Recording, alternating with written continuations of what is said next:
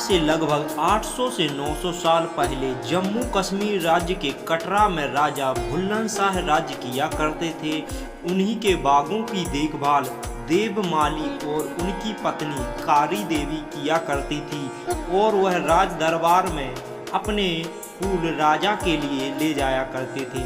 नाग पंचमी के दिन राजा और रानी बागों में नाग देवता की पूजा करने के लिए आते हैं। तब राजा मालिन को देखते हैं और उसके रूप पर मोहित हो जाते हैं। अब तो राजा भुल्लन शाह किसी भी कीमत पर देवमाली की पत्नी कारी देवी को पाना चाहते थे, इसलिए उन्होंने अगले दिन ही राज दरबार में देवमाली को बुलाया और उसका खूब आदर सत्कार किया और फिर उससे कहा कि तुम अपनी पत्नी मुझे दे दो। इस पर देवमाली रोने लगा और राजा भुल्लन शाह से विनती करने लगा कि महाराज यह मांग न करें। पर राजा भुल्लन शाह कहने लगे कि यदि तुम विनम्र तरीके से नहीं दोगे तब हम अपना बल प्रयोग करके तुमसे तुम्हारी पत्नी को छीन लेंगे।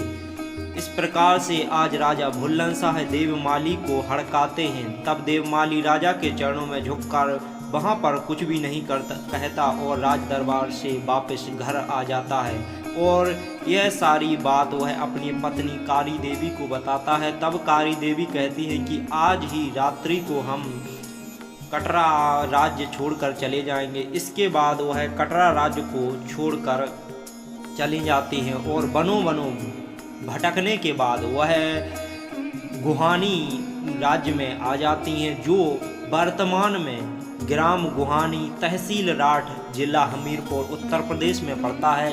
कारी देवी यहीं पर भगवान शिव शंकर की कठोर तपस्या करती हैं। कठोर तपस्या से प्रसन्न होकर भगवान भोलेनाथ उन्हें वरदान देते हैं और उस वरदान के प्रताप से उन्हें एक पुत्री की प्राप्ति होती है, जिसका नाम वह जोस्ती रखते हैं। यहाँ राजा भुल्लन शाह के सैनिक भी कारी देवी को ढूंढते ढूंढते राठ में आ जाते हैं और वह जैसे ही देखते हैं कि कारी देवी ने एक पुत्री को जन्म दिया है जिसका नाम जोस्ती है, तब यह सूचना वह राजा भुल्लन शाह को देते हैं। राजा भुल्लन शाह जोस्ती को मारने के लिए अपनी सेना को भेजते हैं। तब जोस्ती वहां पर सेना से तो बच जाती हैं और वह राजा भुल्लन शाह की सेना को श्राप देती हैं कि राजा तेरा कुटुंब परिवार सहित नाश हो जाएगा। धीरे धीरे समय बीतता जाता है और जोस्ती की शादी हो जाती है।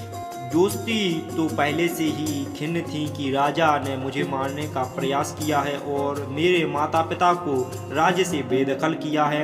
इसके लिए वह भगवान शिव शंकर का कठोर तप करने लगती हैं। कठोर तप के प्रभाव से भगवान शिव शंकर वहाँ पर प्रकट होते हैं और जोस्ती उनसे एक बलशाली पुत्र का वरदान मांगती हैं। भगवान भोलेनाथ उन्हें यह वरदान देकर अंतर्ध्यान हो जाते हैं। सावन बदी नबी शुक्रवार के दिन मेघ की गर्जना से भूमिया जी महाराज का जन्म होता है। उनके 6 भाई बहन होते हैं, जिनमें भूमिया जी महाराज सबसे बड़े थे और उनके छोटे भाई खैरापति, सूरज महाराज, लालसा महाराज, देवी चंद्रका और आद्र कुमारी थी। उनके घोड़े का नाम भुन्ना था। धीरे धीरे समय बीतता जाता है और भूमिया जी महाराज भगवान शिव शंकर की तपस्या करने लगते हैं और आज भूमिया जी महाराज 12 वर्ष के हो जाते हैं और वह अपने मित्रों के साथ खेल रहे थे। तभी मित्रों से लड़ाई हो जाती है। तब भूमिया के मित्र कहते हैं कि तुम्हारे माता पिता में इतनी तो ताकत है नहीं कि तुम भुल्लन शाह राजा से बदला ले सको और तुम मुझ पर अकड़ दिखा रहे हो। जब यह बात भूमिया जी महाराज सुनते हैं तो उनके दिल पर लग जाती है और वह यह बात अपनी माता से पूछते हैं। तब माता भी सारी बात खुलकर भूमिया जी महाराज को बता देती हैं। इसके बाद भूमिया जी महाराज कहते हैं कि अब हम राजा भुल्लन शाह पर चढ़ाई करेंगे और तुम मेरे तिलक कर दो। तब रानी समझाती हैं कि तुम बड़े हो जाओ, इसके बाद तुम राजा भुल्लन शाह से अपना बदला लेना। पर भूमिया जी महाराज अपनी जिद पर अड़ जाते हैं। इसके बाद उनकी माता उनका तिलक कर देती हैं। उनके साथ ही उनके भाई खैरापति, भाई सूरज और लालसा चारों भाइयों का तिलक करके आज माता उन्हें विदा करती हैं। साथ ही उनका प्रिय भुन्ना बछेरा भी उनके साथ रहता है।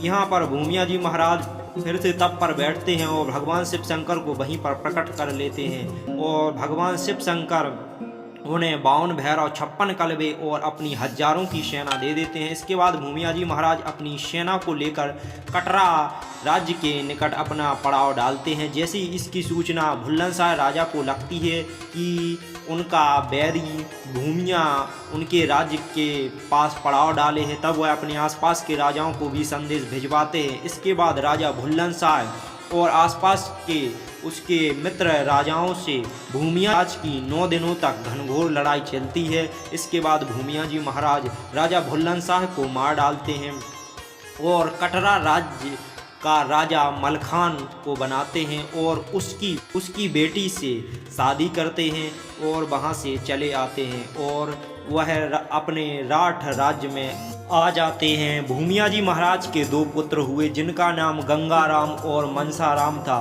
भूमिया जी महाराज ने अपने जीवन काल में 52 लड़ाइयाँ लड़ी और 52 ही लड़ाइयों को जीता था और भूमिया जी महाराज ने भारत देश में अपना परचम लहराया था।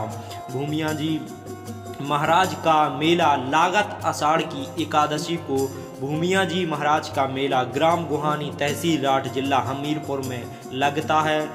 और भूमिया जी महाराज ने यह लड़ाई किस किस से लड़ी है, जैसे ही इसकी सूचना मिलेगी मैं आपको नई वीडियो में यह जानकारी अपडेट कर दूंगा।